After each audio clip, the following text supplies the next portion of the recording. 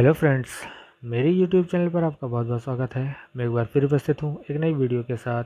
तो मित्रों, आज मैं आपके लिए लेकर आया हूँ सीटेट दिसंबर 2019 के पेपर फर्स्ट के मैथ सेक्शन के सभी 30 क्वेश्चंस का सॉल्यूशन। यहाँ पर मैंने आपको डिस्क्रिप्टिव और शॉर्टकट दोनों तरीके से क्वेश्चन बताने की कोशिश की है। आशा करता हूँ आपको वीडियो पसंद आएगी। इससे पहले दो वीडियोज़ में आपके लिए ला चुका हूँ सीटेट जनवरी 2021 के फर्स्ट और सेकंड पेपर की। आपसे निवेदन करता हूँ, यदि आपने वो वीडियोज़ नहीं देखी हैं तो उनको भी आप देख लीजिएगा।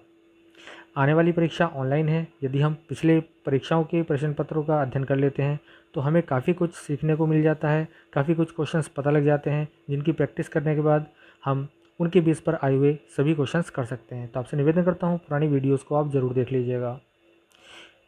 तो मित्रों, आगे बढ़ने से पहले निवेदन करता हूँ, यदि आप मेरे चैनल पर नए हैं तो चैनल को सब्सक्राइब कर लीजिएगा। बराबर में दिए गए बेल आइकन को भी प्रेस कर दीजिएगा, जिससे मैं जब भी वीडियो अपलोड करूँ आपको नोटिफिकेशन मिल जाया करे। तो चलिए देर ना करते हुए शुरू करते हैं आज की ये वीडियो। तो मित्रों, दिसंबर 2019 के जो आज हम 30 प्रथम प्रश्न पत्र के क्वेश्चन करने वाले हैं वो सेट ए के हैं। तो सेट ए की सीरीज़ मैंने ली है यहाँ पर, और उसके सभी क्वेश्चन आज हम करने वाले हैं। तो चलिए जल्दी से शुरू करते हैं। तो चलिए फ्रेंड्स, आ चुके हैं हम क्वेश्चन नंबर 31 पर, यानी आज की वीडियो का पहला प्रश्न। सबसे पहले क्वेश्चन को रीडिंग करते हैं, उसके बाद जो ऑप्शन हैं उनको देख लेते हैं, फिर हम उसका सॉल्यूशन करेंगे। 3 ब्रांड ए, बी तथा सी के पेन क्रमशः 10, 12 और 24 के पैकेटों में उपलब्ध हैं। यानी 3 हमारे पास ब्रांड हैं ए, बी, सी। ए के एक पैकेट में 10 पेन हैं, बी के एक पैकेट में 12 पेन हैं और सी ब्रांड के एक पैकेट में 24 पेन हैं। इस तरह से इन्होंने बताया गया है। ठीक है। यदि एक दुकानदार को तीनों प्रकार के समान पेन समान संख्या में खरीदने हैं, तीनों प्रकार के पेन समान संख्या में खरीदने हैं, यानी ए, बी, सी तीनों बराबर नंबर होने चाहिए, तो उसके द्वारा खरीदे जाने वाले पैकेटों की न्यूनतम संख्या क्या होगी। ठीक है। तो यहाँ पर देखिए, मैं आपको सबसे पहले क्लियर कर देता हूँ कि एक पैकेट में, ठीक है, ए पैकेट में एक एक जो है हमारे पास 10 पेन हैं। एक पैकेट की बात हो रही है।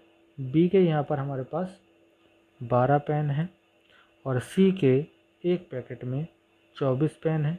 अगर हम तीनों प्रकार के समान पेन लें तो समान पेन कब होंगे, जब हम इसका एलसीएम फाइंड आउट कर लेंगे।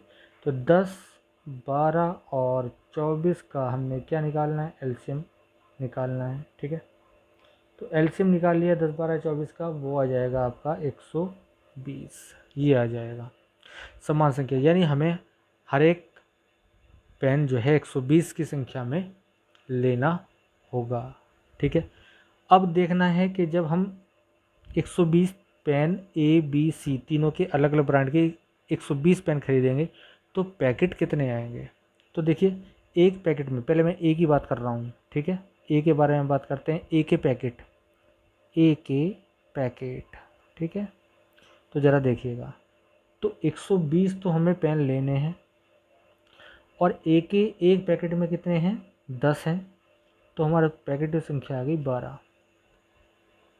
इस तरह से हमको करना है। ठीक है। इसी तरह से 12 एलसीएम आ गया, याद रखिएगा। बी के पैकेट, बी के पैकेट, ठीक है, 120 पेन लेने हैं और एक पैकेट में कितने हैं उसके, मैंने आपको अभी बताया था 12। 12 तो कितना हो जाएगा, 12 धाम 120। ठीक है। और सी के पैकेट की संख्या ज्ञात कर लेते हैं इसी तरह से। तो सी के पैकेट हमारे पास आ जाएंगे। ठीक है। कुल पेन हमें लेने थे 120 और एक पैकेट में सी के जो हमारे हैं 24 हैं, तो 24 पंजे 120। तो हमारे पास ए के पैकेट आ गए हैं 12, बी के पैकेट आ गए हैं 10 और सी के पैकेट आ गए हैं 5। कौन सा विकल्प सही हो गया है, ऑप्शन नंबर 4 हमारे पास सही हो गया है यहाँ पर। ठीक है। तो इस तरह से हमको ये सवाल करना था। बहुत ईजी क्वेश्चन था। चलिए देखते हैं नेक्स्ट क्वेश्चन 32। एक वर्ग की भुजा दे रखी है 4 सेंटीमीटर, इसे काटकर 4 बराबर वर्गों में विभाजित किया गया है, प्रत्येक छोटे वर्ग का क्षेत्रफल क्या होगा। देखिए बहुत इजी क्वेश्चन है। सबसे पहले आप फिगर बनाने की कोशिश कीजिए। ये हमारा वर्ग हो गया जिसकी भुजा हो गई 4, ठीक है। इसको हमने 4 बराबर वर्गों में बांट दिया। जब 4 बराबर वर्गों में बांटा तो एक वर्ग की जो ये भुजा है ये हो जाएगी 2, ठीक है, 2 2, क्योंकि जब 4 भागों में काटेंगे तो बीच से मध्य बिंदुओं से आमने सामने की भुजाओं को मिलाना पड़ेगा, 4 भाग हो जाएंगे। तो मध्य बिंदु 4 और 4 को काट देगा 2 में, ठीक है, भुजाओं को 2 और 2 में बांट देगा। तो यहाँ पर एक छोटा वर्ग जो बना, एक छोटे वर्ग की भुजा हो जाएगी हमारे पास 2 सेंटीमीटर की।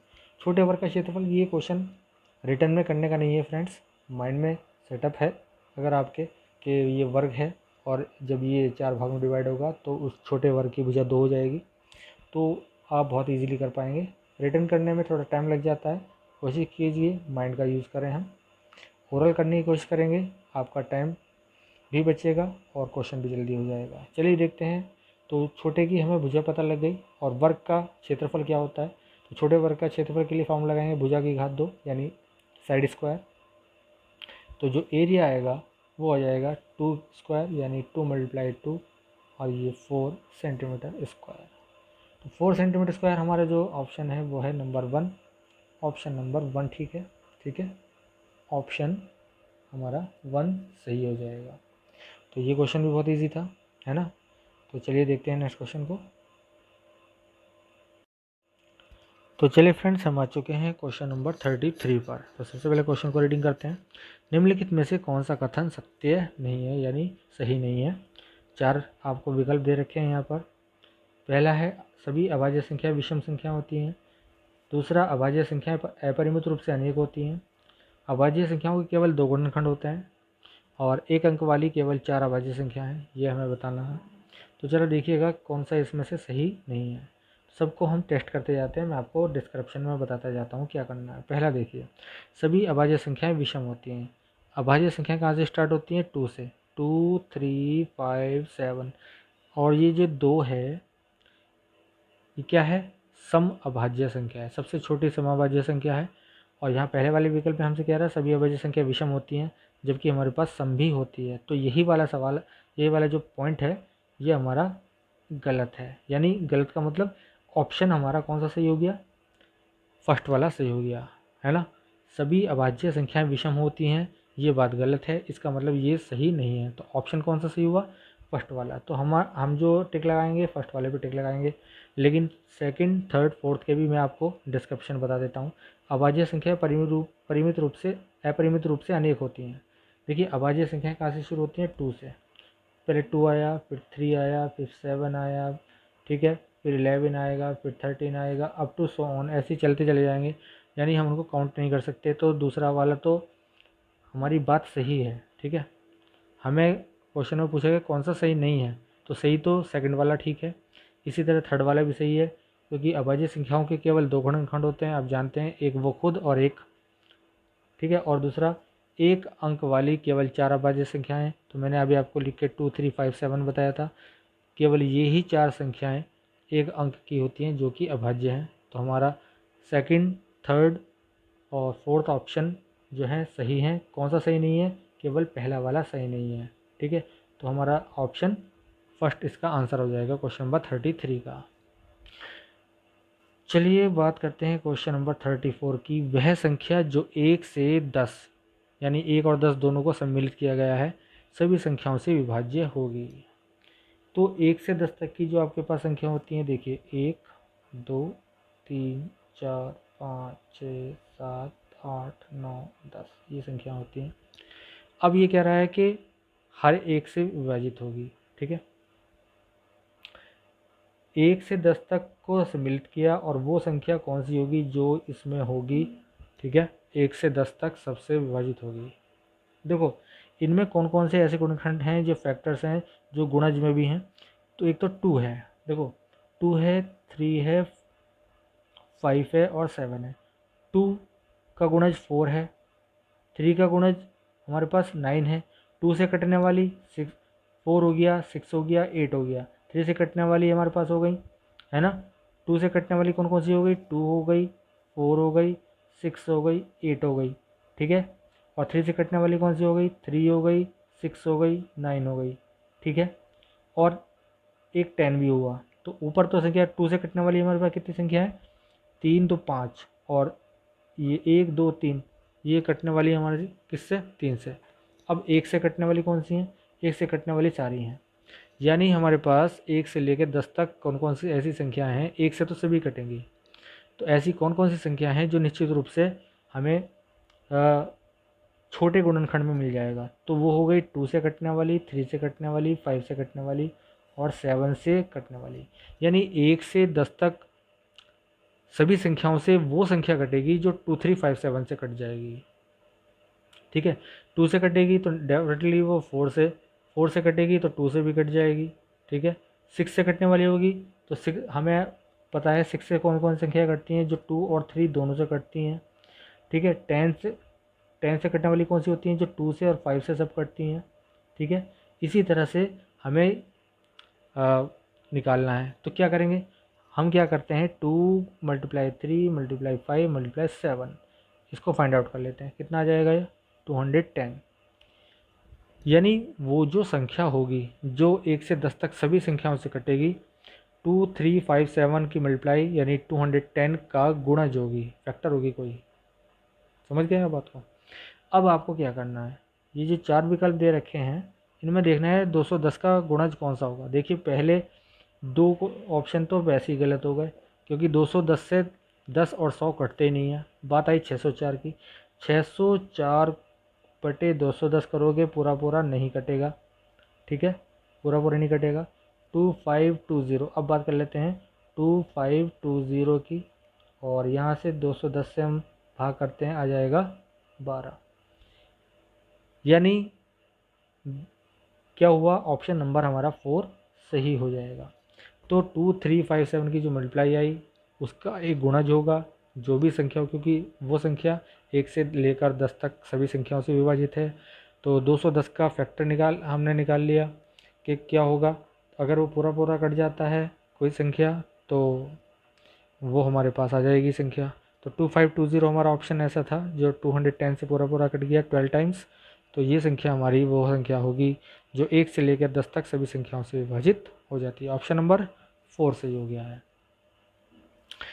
देखते हैं क्वेश्चन नंबर 35 को। आयशा के पास केवल 5 रुपये और 10 रुपये के सिक्के हैं। यदि उसके पास सिक्कों की कुल संख्या 25 है और कुल धन जो है उसके पास 160 रुपये है, तो उसके पास 5 के और 10 के सिक्कों की संख्या है। पहले 5 है, तो 5 के सिक्के देखिए मैं आपको बहुत छोटे हिंट के साथ बताता हूँ। 5 के जो सिक्के हैं हमारे पास x हैं, ठीक है, और इसी तरह 10 के सिक्के हमारे पास कितने हैं, y है। तो सबसे पहले सिक्कों की कुल संख्या यानी x प्लस वाई, कुल कितने संख्या हैं, 25। तो इक्वेशन हो गई फर्स्ट, ये फर्स्ट इक्वेशन हो गया। अब उसके पास कुल धन कितना है, 160 है, यानी 5 के हैं x सिक्के तो कुल धन हो गया उसका 5x, प्लस इसी तरह y 10 के सिक्के हैं y तो 10y हो गया कुल धन, ठीक है। तो 5x प्लस 10y टोटल हमारे पास कितना धन हो जाएगा, 160 हो जाएगा। 2 से भाग कर दीजिए इसको, 5 से भाग कर दीजिए, 5 कम 5x, 5 दूनी 10, 2y बराबर 5 या 15, 5 दूनी 10, x प्लस 2y बराबर 32, समीकरण बन जाएगी 2। इक्वेशन फर्स्ट और सेकंड को आप क्या कीजिएगा, सॉल्व कीजिएगा। इसको सॉल्व करेंगे तो क्या आएगा हमारे पास, x की वैल्यू आ जाएगी 18, ठीक है, और y की जो वैल्यू है वो आ जाएगी 7।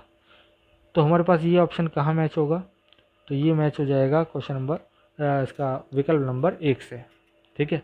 ऑप्शन हमारा जो आया है वो आ गया है 1, ठीक है। बहुत इजी क्वेश्चन था। तो चलिए फ्रेंड्स अब आ चुके हैं क्वेश्चन नंबर 36 पर। सबसे पहले क्वेश्चन को रीडिंग कर लेते हैं। यहाँ पर ये हमें निकालना है, वैल्यू फाइंड करनी है। मान ज्ञात कीजिए 17.5 × 3 - 21 डिवाइड बाई 7 - 3 × 12.5। तो आप एक चीज़ जानते हैं, पहले हम डिवाइड करते हैं फिर मल्टीप्लाई करते हैं, एडिशन सब्ट्रैक्शन करते हैं, ये आपको पता होगा। तो इसकी हेल्प से हम करने वाले हैं। तो सबसे पहले क्वेश्चन को हम राइट कर लेते हैं 17.5 multiply 3 minus 21 divide by 7 sorry 3 यह है 7 ठीक है, और माइनस 3 मल्टीप्लाई 12.5। तो सब 3 सेक्शन हमारे पास हैं इस समय, इन तीनों को सॉल्व करते हैं। सबसे पहले 17.5 मल्टीप्लाई 3 52.5 आ जाएगा। 52.5 माइनस 7 3 ज़ार डिवाइड करेंगे तो 3 आ जाएगा माइनस का, और इसको हम मल्टीप्लाई करेंगे 3 को 12.5 से 37.5 आएगा। तो 52.5 पहले हमने माइनस माइनस के एक साथ ऐड कर लिए, हो जाएंगे 40.5, और जब इसको माइनस करते हैं बचता है 12। ऑप्शन हो जाता है आपका कौन सा, 2। ठीक है, 2 ऑप्शन सही हो जाता है। इजी क्वेश्चन था। चलिए देखते हैं नेक्स्ट क्वेश्चन। तो नेक्स्ट में हमें क्या कहा गया है, एक बाग के वृक्षों में, एक बाग में जितने भी वृक्ष हैं उनमें नीम के वृक्षों की संख्या 1/6 है, छठवां भाग है। आधे वृक्ष अशोक के हैं और शेष यूकेलिप्टस के हैं। नीम के वृक्षों की संख्या 5 दे रखी है, तो यूकेलिप्टस के पेड़ पूछे हैं। तो देखिए यहाँ पर आपको 2 चीज़ें दी हैं, एक तो नीम के वृक्ष एक छठवां भाग है, और वो 5 भी हैं। यानी यदि टोटल हमारे पास टोटल पेड़ x हैं, तो x का x/1/6 यानी x/6 कितना हो जाएगा, 5, यानी नीम के पेड़। ठीक है, तो टोटल हम निकाल लेते हैं कितने हो जाएंगे, x बराबर 5 गुणा 6, ये हो जाएंगे 30 पेड़ आ गए हमारे पास टोटल। ठीक है, तो अशोक के कितने हो जाएंगे, आधे। अशोक के पेड़ हो जाएंगे 30/2 यानी 15। ठीक है, अब उसने क्या कहा है, यूकेलिप्टस के हैं शेष, तो यूकेलिप्टस कितना हो जाएगा, यूकेलिप्टस कितना हो जाएगा, देखो टोटल पेड़ हमारे पास कितने 30 हैं, माइनस 15 हैं अशोक के और 5 है किसके, नीम के, वो घटा दिए हमने। तो 30 में से 20 घट जाएंगे तो हमारे पास 10 आ जाएंगे। ठीक है, तो यूकेलिप्टस के पेड़ आ गए हमारे पास 10। ऑप्शन कौन सा सही हो गया, ऑप्शन भी आपका 2 सही हो जाएगा। ठीक है, ऑप्शन नंबर 2, 10 पेड़ यूकेलिप्टस के आ चुके हैं, ये हमारा आंसर हो गया है। देखिए कितना इजी क्वेश्चन था। तो चलिए फ्रेंड्स, हम आ चुके हैं क्वेश्चन नंबर 38 पर। सबसे पहले क्वेश्चन को रीडिंग कर लेते हैं। ठीक है, क्वेश्चन को यहाँ रीडिंग करना है।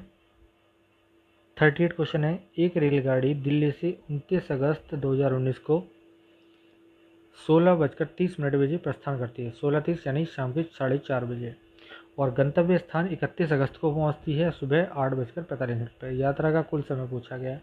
3 दिन हमारे पास लग रहे हैं, 3 दिन काउंट हो रहे हैं, एक तो 29 अगस्त का, 30 अगस्त का, ठीक है, और 31 अगस्त का। ठीक है, तो कितने कितने घंटे दिन चली है इन दिनों में वो देख लेते हैं। 16:30 से, और रात को जो 12 बजते हैं उसको 24 बोलते हैं। तो इंटरनेशनल मानक है हमारा ये कि दोपहर के 12 बजे बाद 13, 14, 15, रात को 24 तक बजते हैं। इसी तरह से रात के 12 बजे से दोपहर के 12 बजे तक 1, 2, 3, 4, 5, 6, 7, 9, 10, 11 तक बजते हैं। तो जब 16:30 चली और रात के 12 बजे तक 29 अगस्त रहेगी, तो 24 बजेंगे रात को, तो 7.5 घंटे हो जाएंगे। ठीक है, 7.3 आवर्स। ठीक है, वो आप ध्यान रखेंगे। 16:30 से 5 बजे तक आधा घंटा, 5 से 12 बजे तक कितने घंटे, 7 घंटे, तो 7 घंटे 30 मिनट इस तरह से हो गए। 30 अगस्त का यानी रात को हमारे 30 अगस्त का पूरा दिन, पूरी रात 24 घंटे हो गए, 24 आवर्स हो जाएंगे, 24 बजे से 24 बजे तक। और 31 तारीख को यानी रात के 12 बजे के बाद जो सुबह को बजेंगे 8:45, 8, तो 8 आवर्स 45 मिनट वो हो जाएंगे। ठीक है, 8 आवर्स 45 मिनट 31 अगस्त का टाइम हो गया। तो टोटल आवर्स हमारे पास कितने हो गए, टोटल आवर्स हो गए 7 + 24 + 8, ये आवर्स हो गए। ठीक है, और मिनट कितने हो गए, 30 + 45, ये मिनट हो गए। अब ये देखिए टोटल हमारे पास कितने हो गए, 39 आवर्स और 75 मिनट। अब 1 मिनट, ये जो है मिनट को हम चेंज करेंगे आवर्स में। 75 मिनट्स में 1 घंटा यानी 60 मिनट हमारे 1 आवर्स के इक्वल हो जाएंगे, और बचेंगे कितने, 75 में से 60 माइनस कर दो, 15 मिनट बचेंगे। ठीक है, तो हमारे पास टोटल जो आ जाएगा 39 में 1 आवर्स ऐड कर देंगे निकाल कर, तो 40 आवर्स हो गए और 50 मिनट हो गए। 40 घंटे 15 मिनट हमारे लगने वाले हैं। तो यहाँ पर जो ऑप्शन दे रखा है, वीडियो को पॉज करके आप राइट कर लीजिएगा, मैं इसको इरेज कर रहा हूँ। तो 40 घंटे 15 मिनट जो ऑप्शन है वो है आपका ऑप्शन नंबर 4, 40 घंटे 15 मिनट लग रहे हैं। तो ये हमारा आंसर हो गया है। ईजी था, बस आपको टाइमिंग निकालनी आनी चाहिए। तो यहाँ पर अब देखते हैं क्वेश्चन नंबर 39। निम्नलिखित में से किस में लंबाइयों को घटते क्रम में व्यवस्थित किया गया है। तो देखिए यहाँ पर हमें जो संख्या दे रखी हैं millimetre, centimetre, millimetre, decimetre, centimetre और मीटर के मानकों में दे रखी है। तो आपको देखना है कि किसको हम इस तरह से चेंज करें कि हमें पता लग जाए। तो सबसे छोटा मानक यहाँ पर यानी मिलीमीटर है, तो सभी को मिलीमीटर में हम चेंज करने वाले हैं। तो देखो, मैं आपको सबसे पहले हर एक ऑप्शन में लिख कर दिखा देता हूँ कि मिलीमीटर कौन कितने कितने हैं। तो फर्स्ट वाले ऑप्शन की बात करें तो 85 या 100 यानी 8500 मिलीमीटर होगा। तो उसके बाद है 800 सेंटीमीटर और 8 मिलीमीटर। तो देखिए 8 मिलीमीटर 800 सेंटीमीटर, ठीक है। तो 1 सेंटीमीटर में 10 होते हैं। तो 8000 तो एक हो गए सेंटीमीटर के और 8 ही हो गए, ऐड कर देंगे 8008, ठीक है। तो ये बन जाएगा। इस तरह से आपको मिलीमीटर बना लेना है। तो अगला हो गया हमारा 8008 में लिख रहा हूँ सारे में, ठीक है। फिर थर्ड है 80 डेसीमीटर और 8 सेंटीमीटर, ठीक है। तो 80 डेसीमीटर के हमारे पास हो जाएंगे कितने, ठीक है। डेसीमीटर में 1 सेंटीमीटर होता है, ठीक है। डेसीमीटर 1 डेसीमीटर में 10 सेंटीमीटर होते हैं और 10 सेंटीमीटर में कितना होता है मिलीमीटर 10 होते हैं। तो वो हमारे पास कितना हो जाएगा 100 हो गया ये। तो 8000 हो गया। और ये कितने और सेंटीमीटर कितने 8 सेंटीमीटर है। तो 8 सेंटीमीटर के 80 हो गए। तो 8000 प्लस 80 तो हो जाएंगे 80, ठीक है। इस तरह से निकालना है, मतलब आपको कन्वर्जन आना चाहिए, ठीक है। तो 8080, ठीक है। और इसी तरह से हमारे पास 8 मीटर हैं, तो 8000 हमारे पास हो जाएगा ठीक है। ये हो गया। इसी तरह से हमें लिख लेना है 8080 सेकंड वाले में, फिर 8500, फिर 8000 राइट करेंगे, 8008 राइट करेंगे। थर्ड वाले ऑप्शन में 8000 8080 आपने फर्स्ट वाले बना लिए, बस उसको आगे पीछे करना है, ठीक है। क्योंकि इन्होंने चेंज नहीं किया, सिर्फ आगे पीछे क्रम बदला है, तो वो आप देख लेंगे, ठीक है। जो ऑप्शन 1 में है संख्याएं वही क्रम बदल कर दे दी गई हैं, ठीक है। तो ये हमारे पास हो जाता है। तो देखिए फोर्थ ऑप्शन को आप देख रहे हैं घटते क्रम में 8500, 8080, फिर 8008 और फिर 8000, ठीक है। तो हमारे पास जो ऑप्शन हो जाता है ऑप्शन नंबर 4 से हो जाएगा। क्लियर। चलिए देखते हैं नेक्स्ट क्वेश्चन। तो चलिए फ्रेंड्स आ चुके हैं क्वेश्चन नंबर 40 पर। क्वेश्चन को रीडिंग कर लेते हैं। एक 180 सेंटीमीटर लंबी तार को आयत का रूप दिया गया है। 180 सेंटीमीटर लंबी जो तार है उसको आयत का रूप दिया गया है। तो इसका मतलब ये आयत के रूप में इस प्रकार होगी। और 180 मीटर पूरा है, तो इसका मतलब पेरीमीटर यानी जो उसका परिमाप है वो 180 सेंटीमीटर हो जाएगा, ठीक है।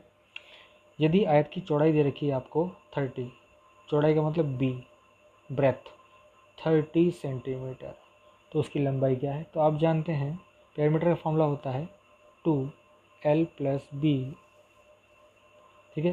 वो दे रखा है 180, तो L + B की वैल्यू हमारे पास हो जाएगी 180/2। L का वैल्यू निकालना है, B हमारे पास है 30 = 90।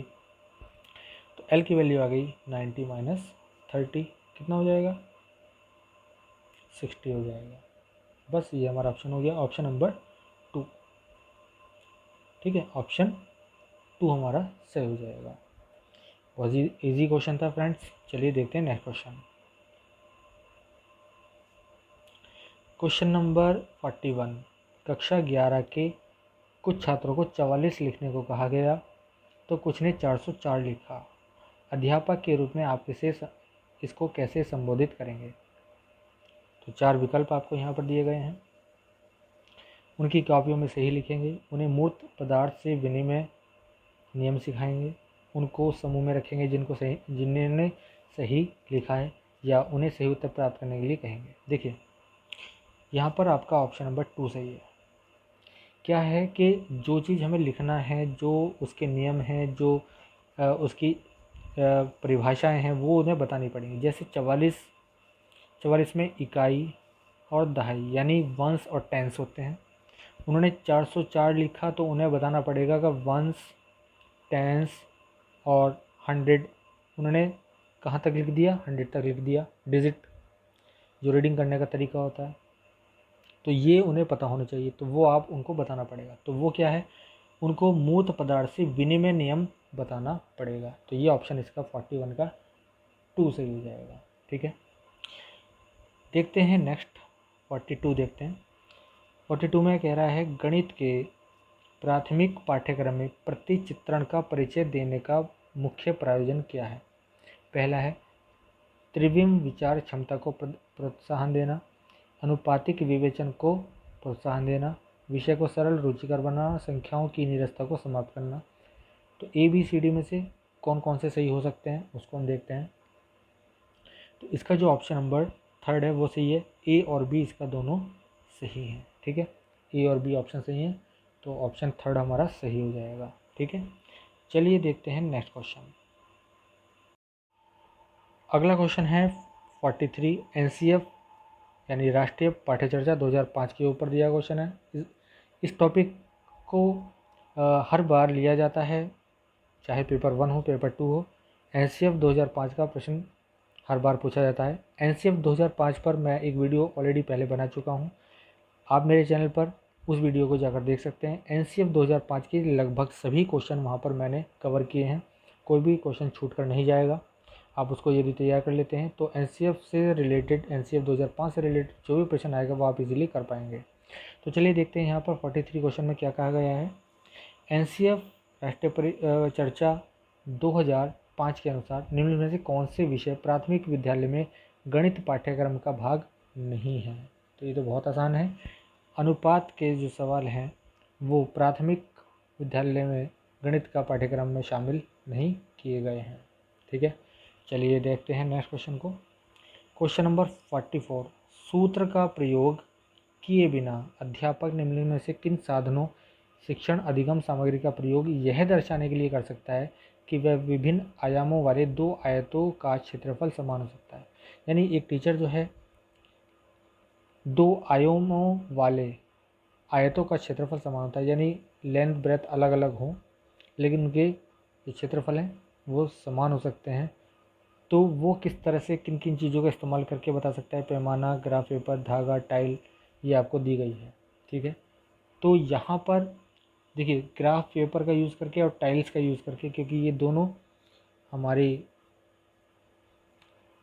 आयताकार रूप में है ना, टाइल या स्क्वायर के रूप में होती हैं, तो आप लेंथ और ब्रेथ को वहाँ पर सटीकता से वहाँ पर बता सकते हैं। ठीक है, तो बी और डी हमारा सही हो गया, तो बी और डी हमारा ऑप्शन नंबर 2 है, ऑप्शन नंबर 2 सही हो जाता है। ठीक है, तो ये हो जाता है हमारा क्वेश्चन। इसके आगे है क्वेश्चन नंबर 45, चलिए देखते हैं। क्वेश्चन 45 है हमारे पास, निम्न में से गणित में उपलब्धि कम होने का कारण क्या हो सकता है? यानी कोई भी स्टूडेंट्स गणित में कम प्रोग्रेस करता है, वो उसका क्या कारण हो सकता है? 4 विकल्प हैं। लिंग, सामाजिक संस्कृति पृष्ठभूमि, गणित का स्वरूप और व्यक्ति की स्वाभाविक क्षमता। तो इसका जो ऑप्शन सही है वो ऑप्शन नंबर 2 सही है, सामाजिक सांस्कृतिक पृष्ठभूमि। ठीक है, क्वेश्चन नंबर 46 देखते हैं। यह समझाने के लिए क्या समझाना है कि 1/4 जो है, ठीक है, हमें क्या समझाना था? 1/4 छोटा है 1/3 से। क्या योजना सबसे अधिक उपयुक्त होगी? लघुत्तम समावर्तक विधि का प्रयोग, कागज़ की पट्टियों का प्रयोग, डायनिस ब्लॉक्स का प्रयोग या संख्या चार्ट का प्रयोग? ठीक है, ये आपको बताना है। तो यहाँ पर हम कागज़ की पट्टियों का प्रयोग करें तो वो बहुत इजी रहेगा, उपयुक्त है। तो यहाँ पर ऑप्शन नंबर हमारा 2 सही हो जाता है। ठीक है, कागज़ की पट्टियों का प्रयोग। क्वेश्चन नंबर 47 है, प्राथमिक कक्षाओं में बच्चों को गणित पढ़ाने के लिए बनाई जाने वाली पाठ्य योजना का निम्नलिखित में से कौन सा अति महत्वपूर्ण पहलू है। ठीक है, हमें वो स्टेप बताना है जो सबसे ज़्यादा इंपॉर्टेंट है। तो 4 विकल्प आपके पास यहाँ पर हैं। इन सभी 4 विकल्पों को आप पढ़ लीजिएगा। यहाँ पर मैं बता रहा हूँ आपको ऑप्शन नंबर 3। ठीक है, आंसर बता रहा हूँ। विद्यार्थियों को अवसर देना कि वे संकल्पनाओं की संरचना करें। तो ये ऑप्शन इसका सही हो जाता है 47 का। चलिए देखते हैं नेक्स्ट क्वेश्चन। तो फ्रेंड्स, वीडियो काफ़ी लंबा होता जा रहा है। अब मैं आपको सारे ऑप्शंस ना पढ़कर केवल आपको जो सही आंसर है 48 से लेकर और 55 तक के जो क्वेश्चन हैं लिटरेचर वाले, इनके मैं आपको जल्दी जल्दी आंसर बता देता हूँ। उसके बाद आपको मैं न्यूमेरिकल सवाल जो लास्ट में बचे हैं वो करा देता हूँ। ठीक है, तो चलिए 48 को जल्दी से रीडिंग करते हैं। तो 48 जो क्वेश्चन है वो है, निम्नलिखित में से किसी संरचनात्मक यानी रचनावादी गणितीय कक्ष का लक्षण नहीं माना जा सकता। ठीक है, 4 विकल्प यहाँ पर हैं, इनको आप बहुत अच्छे से पढ़िएगा। तो 48 का जो आंसर है वो है 3rd वाला ऑप्शन। प्राथमिक स्तर पर आकलन के लिए विषय परक प्रकार की परीक्षा का उपयोग किया जाता है। ठीक है, क्वेश्चन है हमारे पास 49, निम्नलिखित में से कौन से कथन की सहमति गणित के संरचनात्मक यानी रचनावादी दृष्टिकोण से की जा सकती है। ठीक है, तो 4 विकल्प हैं। तो सही ऑप्शन है आपके पास 4, मानस दर्शन गणित का महत्वपूर्ण पहलू है। ठीक है, ये आप पढ़ लीजिएगा अच्छी तरह से। चलिए देखते हैं नेक्स्ट क्वेश्चन। क्वेश्चन नंबर 50 है हमारे पास, निम्नलिखित में से कौन सा क्रियाकलाप बच्चों में त्रिविम समझ को विकसित करने के लिए अधिक उपयुक्त है। 4 विकल्प हैं, बोतल के ऊपरी दृश्य को चित्रित करना, मानचित्र पर शहरों का निर्धारण करना, स्थान निर्धारण करना, चंद्रमा के उद्यानों का समय लिखना और संख्याओं का संख्या रेखा पर निरूपित करना। तो ये 4 विकल्प हैं, इनमें से जो आपका ऑप्शन है वो है ऑप्शन नंबर 1। ठीक है, बोतल की ऊपरी दृश्य को चित्रित करना। इसके बाद हम आ जाते हैं क्वेश्चन नंबर 51 पर। क्वेश्चन नंबर 51 है, गणित के अधिगम के संबंध में निम्नलिखित में से क्या सही नहीं है। 4 विकल्प आपको यहाँ पर दिए गए हैं। ठीक है, तो इन चारों में से हमें बताना है कौन सा सही नहीं है। ठीक है, तो यहाँ पर हमारे पास पहला विकल्प है, गणित में उत्कृष्ट प्रदर्शन की प्रतिभा स्वाभाविक होती है। ये बात सही नहीं है, तो यही वाला ऑप्शन गलत हो गया। तो ये हमारा आंसर बनता है 1st वाला ऑप्शन। ठीक है, देखते हैं नेक्स्ट क्वेश्चन। क्वेश्चन नंबर 52 पर आ गए हम। निम्नलिखित में से शाब्दिक समस्या के प्रकार को पहचानें। इसने कहा कि मेरे पास 6 पेंसिल हैं, मनीष के पास मेरे से 2 अधिक हैं, मनीष के पास कितनी पेंसिल हैं। ठीक है, तो यहाँ पर जो क्वेश्चन बनता है वो किस प्रकार की है, समस्या तुलनात्मक जमा। ठीक है, मेरे पास उससे कितनी ज़्यादा हैं या उसके पास मुझसे कितनी ज़्यादा हैं, कुल टोटल कितनी है उसके पास, वो उससे पूछा गया है। तो तुलनात्मक जमा का प्रश्न ये बनता है। तो इसका जो आंसर है वो है ऑप्शन नंबर 1। ठीक है, अगला है प्रश्न हमारे पास 53, हिंदू अरेबिक गणना प्रणाली, जो हमारा जो हिंदू अरेबिक नंबर सिस्टम होता है उसके संबंध में यहाँ पर क्या चीज़ सही नहीं है वो बताना है हमें। ठीक है, चलिए देखते हैं। एक संख्या में अंक की स्थिति का मान बताती है, एक संख्या में अंक की स्थिति इसका मान बताती है, यह योगात्मक प्रकृति का है, इसमें आधार 2 की प्रणाली का पालन किया जाता है, और चौथा है यह गुणनात्मक प्रकृति का है। तो इनमें से जो ऑप्शन नंबर सही है हमारा वो है ऑप्शन नंबर 3, इसमें आधार 2 की प्रणाली का पालन किया जाता है। ठीक है, चलिए अब बात करते हैं अगले प्रश्न की। अगला प्रश्न है क्वेश्चन नंबर 54, प्राथमिक स्तर पर ज्यामिति के अध्यापन के लिए वांछनीय पहचानिए। ठीक है, क्या पहचानना है, वांछनीय प्रक्रिया पहचाननी है। तो चलिए देखते हैं। पहला है, प्राथमिक स्तर पर ज्यामिति को सरल मूलभूत आकृतियों की पहचान तक सीमित रखना चाहिए।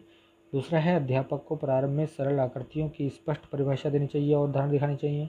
तीसरा है, बच्चों को प्रचुर अवसर दिए जाने चाहिए कि वैदिक स्थान की अंतर्दर्शी समझ को विकसित करते हैं। चौथा है, प्राथमिक स्तर पर व्यापक ज्यामितीय शब्द संग्रह का विकास करना उद्देश्य नहीं होना चाहिए। तो इसका जो ऑप्शन है वो थर्ड वाला ऑप्शन सही है। बच्चों को प्रचुर अवसर दिए जाने चाहिए कि वैदिक स्थान की अंतर्दर्शी समझ को विकसित कर सकें। ठीक है, क्वेश्चन नंबर 55 देखते हैं। निम्नलिखित में से क्या गणितीय तर्कणा का सूचक है? 4 विकल्प आपको दिए गए हैं, तो यहाँ पर जो मैं आपको ऑप्शन है वो बता रहा हूँ। ऑप्शन नंबर 2, गणितीय प्रक्रिया की तर्क संगतता देने की क्षमता। ठीक है, तो ये आपका आंसर हो गया है। चलते हैं नेक्स्ट क्वेश्चन की तरफ। देखिए क्वेश्चन नंबर 56 में आपको दे रखा है सुपर बाजार में सब्जियों की मूल्य सूची इस प्रकार है। वस्तु मात्रा मूल्य दे रखा है, टमाटर 1 केजी 40 का, आलू 2 किलो 25 का, गाजर 250 ग्राम है यानी 250 ग्राम 20 की, लौकी 1 केजी है 10 की, मिर्ची 100 ग्राम है 10 रुपये की, और नींबू 4 नग यानी 4 नींबू हमारे 10 रुपये के हैं। अब क्या कह रहा है वो, संजय ने आधा किलो टमाटर, तो जो चीज़ उसने ली है उसके हम प्राइस लिखते चले जाते हैं। आधा किलो टमाटर यानी 1 किलो टमाटर 40 के थे, यहाँ पर देख रहे हैं आप, तो वो आधा किलो कितने हो गए, 20 के हो गए, 20.00 ऐसे लिख लीजिए। ठीक है, उसने फिर 1 किलो आलू लिए। ठीक है, 1 किलो आलू का प्राइस जो हो जाएगा 2 किलो का 25 है, तो 1 किलो का हो जाएगा 12.5 यानी 12.50 हाफ हो जाएगा। इसके बाद आधा किलो गाजर, गाजर उसने 250 ग्राम के रेट दे रखे हैं 20 रुपये, और आधा किलो का मतलब हो गया 500 ग्राम, 500 का 40 हो गया रुपीज़, तो 40.00। इसी तरह 250 ग्राम मिर्च ली, 100 ग्राम मिर्च है 10 रुपये की, तो 50 ग्राम हो जाएगी 5 रुपये की, 100 दूनी 200, 10 दूनी 20 और 5 25 रुपये की हमारे पास हो जाएगी, है ना, मिर्च। इस प्रकार आप बहुत माइंड का यूज़ करके एकदम कैलकुलेशन करके लिख लिया कीजिए कितने की चीज़ हमारी पड़ रही है। 4 नींबू 10 रुपये के हैं, तो 2.5 रुपीज़ के हो गया एक, लिए उसने 6, है ना, 6 नींबू लिए, तो 2.50 को मल्टीप्लाई कर दो 6 से, तो हमारे पास आ जाएंगे 15 रुपीज़, 15 रुपये। ठीक है, तो ये हो गया। टोटल ऐड कर लीजिएगा, इसको ऐड करते हैं 112.50 रुपये खर्च हो गए। उसने क्या किया, दुकानदार को 200 का नोट दिया, उसे कितने रुपये वापस मिले। ठीक है, तो देखो बस सीधा सीधा क्या करना है, 200.00 112.50 का हमने सामान लिया, उसको माइनस कर देते हैं, तो हमारे पास बच जाएगा 87.50, यानी उसको कितना पैसा वापस मिलेगा। तो ये ऑप्शन देख लेते हैं कौन सा सही है, 87.50, तो ये हमारे पास ₹87.50 हमारा ऑप्शन नंबर 2 सही है। ठीक है, ऑप्शन 2 करेक्ट हो जाएगा। इजी क्वेश्चन था। क्वेश्चन नंबर 57 में कहा गया है, मैं एक 2 अंकों की संख्या हूँ। ठीक है, दहाई के स्थान पर अंक और इकाई के स्थान पर जो अंक हैं क्रमिक अभाज्य संख्या है, ये भी ठीक है। अंकों का योग 3 और 4 का गुणज है, तो इनसे मिलती जुलती कौन कौन सी संख्या हो सकती है, चलिए यहाँ बात करते हैं। तो सबसे पहले हमें विकल्प देखना है, कुछ ऐसी जो शर्त दे रखी हैं उन विकल्पों में लगा के देखते हैं ऐसा प्रश्न को करने के लिए कि क्या बन सकता है। ठीक है, प्रश्न में जो शर्त दी गई है अंकों का योग है 3 और 4 का गुणज, तो विकल्प से सबसे पहले देखो 3 और 4 अंकों का योग यहाँ पर दे रखा है, तो 5 + 7 कितना हो जाएगा, 12। ठीक है, इसी तरह 2 + 3 5 हो जाएगा, 3 + 5 8 हो जाएगा, और 1 + 3 4 हो जाएगा। 3 और 4 का गुणज कौन सा है, केवल 12 वाला है, 3 से भी कटता है 4 से भी कटता है। ठीक है, तो बस यहीं पर हमें पता लग गया, आपका ऑप्शन हो जाएगा क्वेश्चन नंबर 57 का फर्स्ट वाला 57। ठीक है, और 5 7, अब सारी शर्तें देख लेते हैं। अगर हमारा ऑप्शन ऐसे ही है तो इकाई दहाई पर क्रमिक अभाज्य संख्या, क्रमिक अभाज्य का मतलब 5 के बाद 7 आता है, दोनों अभाज्य हैं।